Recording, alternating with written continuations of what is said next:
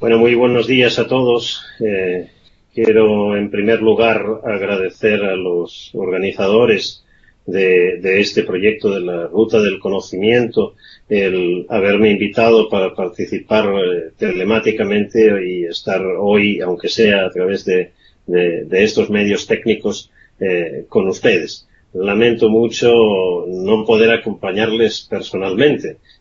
Me hubiese gustado mucho, tanto por estar en Colombia, por estar en Bogotá, por participar con ustedes de los debates de estas jornadas y poder compartir este proyecto.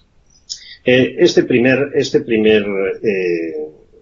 segmento está, digamos, presentado en un modo que entiendo que es algo así como una aproximación general al problema de la argumentación jurídica, o qué caramba es la argumentación jurídica y para qué.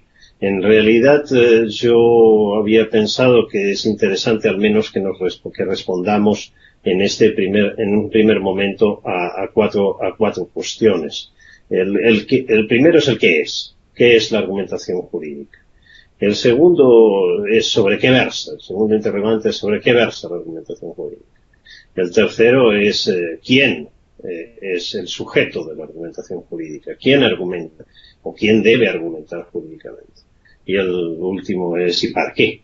¿Para qué hay que argumentar jurídicamente? ¿O para qué es importante tener una buena formación en argumentación jurídica?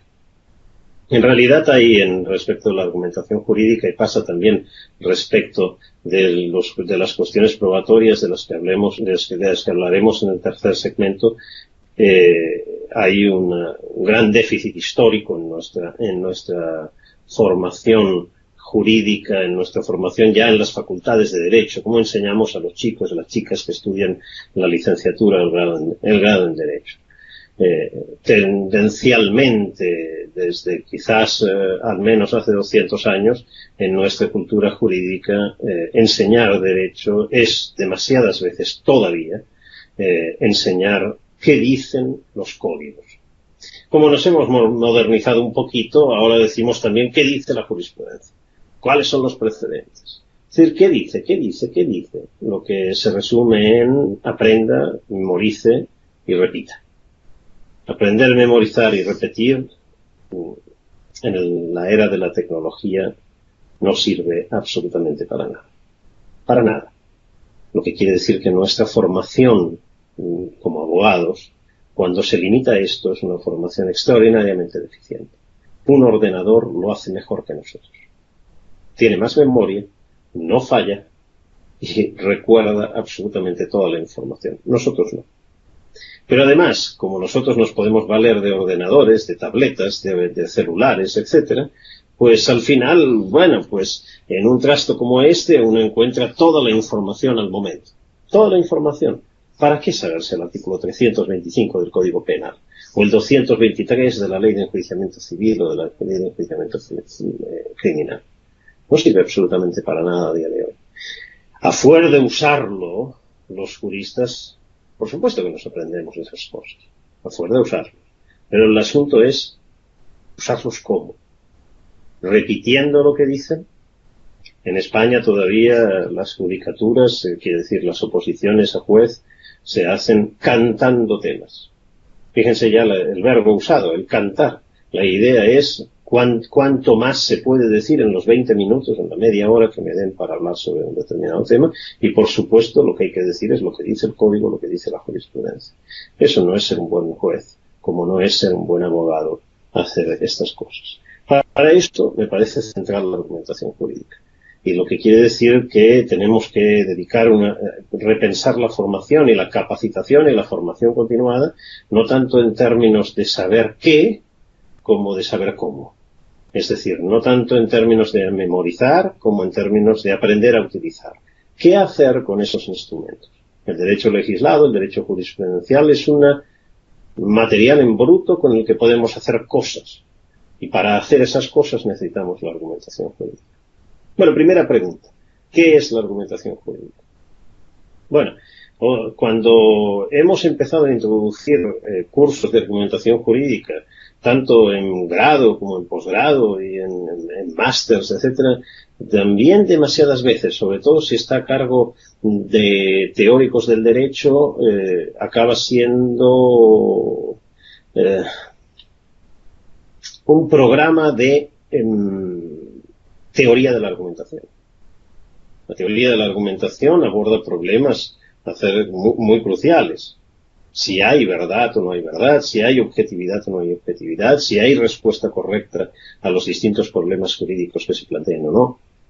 Pero en realidad esto tiene una implicación práctica, no diré que nula, pero sí relativamente lejana. No es, en mi opinión, el objeto de la argumentación jurídica que es importante ofrecer para un abogado o para un fiscal o para un letrado en general o para un juez o para un magistrado. La argumentación no es nada más que una concatenación de argumentos, ¿no? Es decir, argumentar es ofrecer argumentos. Y un argumento no es nada más tampoco que un conjunto de premisas de las que podemos extraer una cierta conclusión. El paso de las premisas a la conclusión y las exigencias sobre la corrección de las premisas tienen que ver con los criterios de corrección de la argumentación. Son los que fundan, son los que dependen de los criterios de corrección de la argumentación. Argumentar a veces se piensa en términos psicológicos, en términos persuasivos. Argumentar es, en algún sentido, persuadir. Y muchas veces cuando se piensa en la argumentación jurídica de un abogado, se piensa en estrategias retóricas.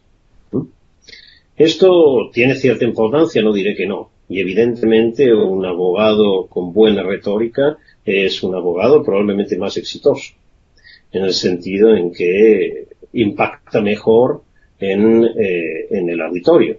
Del mismo modo que un conferenciante con mejor retórica impacta mejor en su auditorio. Y por tanto puede ser más persuasivo también. Pero hay un segundo sentido de argumentación que creo es muy importante y para mí es el más importante. Y no está ligado a la persuasión, sino a la justificación. Un argumento puede ser persuasivo y a la vez ser falaz. Es decir, que las premisas no justifiquen la conclusión.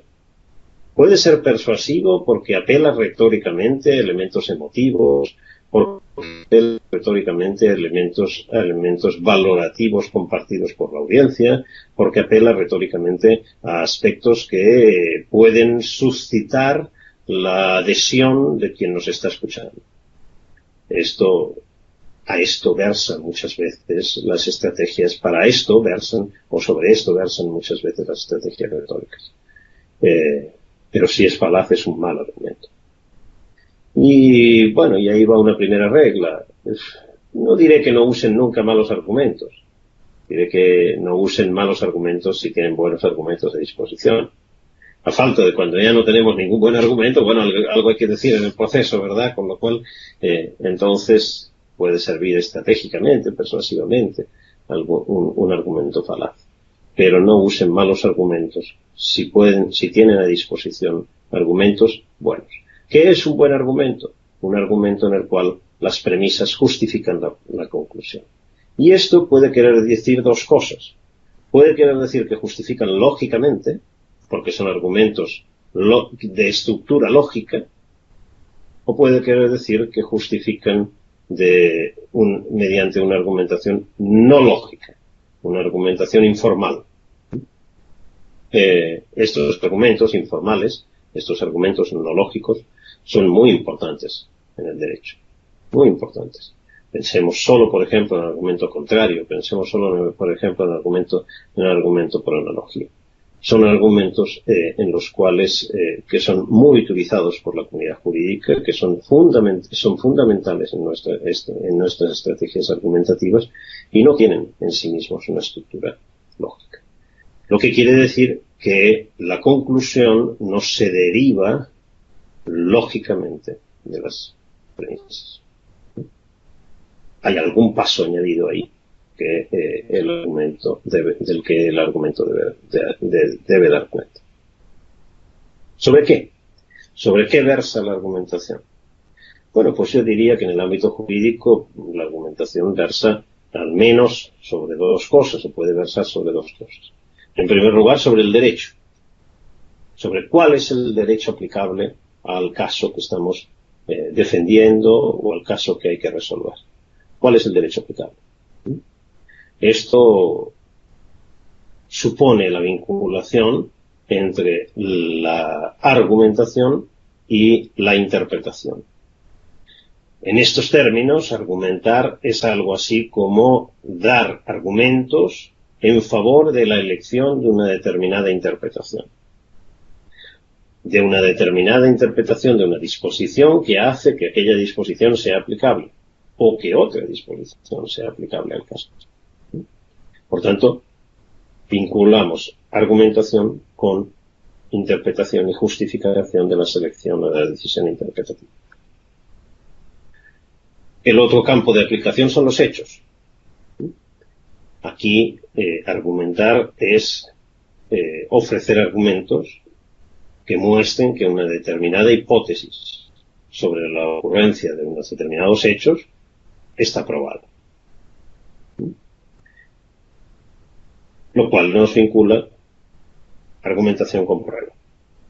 Desde el punto de vista del derecho, argumentación va con interpretación. Desde el punto de vista de los hechos, argumentación va con razonamiento probatorio. Y esto también es un elemento principal, y por cierto, también es un elemento principal que ha sido totalmente descuidado en nuestra tradición en la formación de los juristas. Nuestras facultades no tienen materias sobre razonamiento probatorio, nuestra formación de jueces no tienen materias sobre razonamiento probatorio, etcétera, etcétera. Por supuesto que hay excepciones, y en Colombia hay unas cuantas excepciones porque hay una tradición desde Chandía, desde Davis en Chandía, importante en materia probatoria, pero siguen siendo desgraciadamente excepciones. La tercera pregunta tiene que ver con el quién. Y voy terminando esta intervención. Y el quién tiene que ver con cuál es el sujeto que argumenta.